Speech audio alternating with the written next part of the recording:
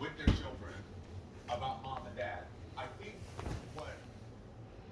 what we're missing here is the opportunity to be decidedly and deliberately inclusive of all parents. I agree.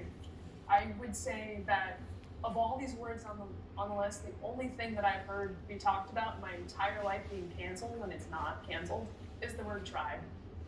It's about the rhetoric changing. We're not failing our kids these days at all. We're just changing.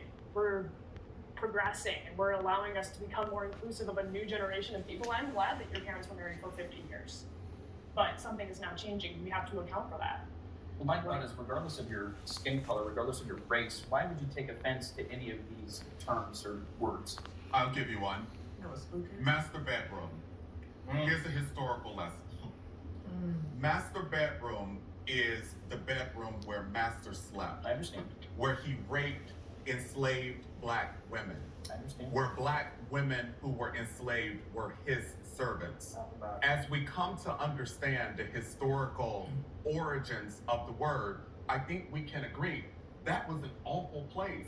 We probably shouldn't call it that. Can we call it something else, like the primary bedroom or the main bedroom in a house? But we don't want to call it the place where master raped my great-great-great-grandmother. I understand, but what my point I'm trying to make is that being offended by what somebody says or by a certain term is a choice that you make.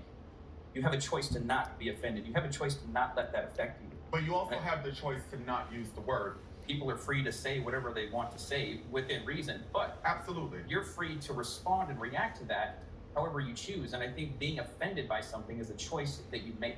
You can choose to simply ignore the reference that it has, and to not let it affect you, and to not let it make you angry, and to not let it make you sad, and to not... True and easy. I mean, we had to deal with it most of our lives, and our grandparents getting called the N-word all the time. We had to finally be able to choose not to let it affect us, but it's hard.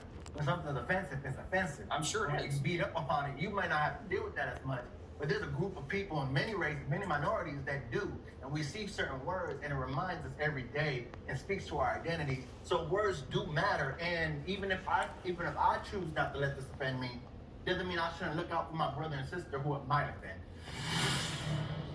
Just don't say it at all, because you don't know how it's gonna affect somebody. He did get on there and tweet, "I'm gonna cut your throat and kill your dog." And that's what's happening with the cowardly cancel culture.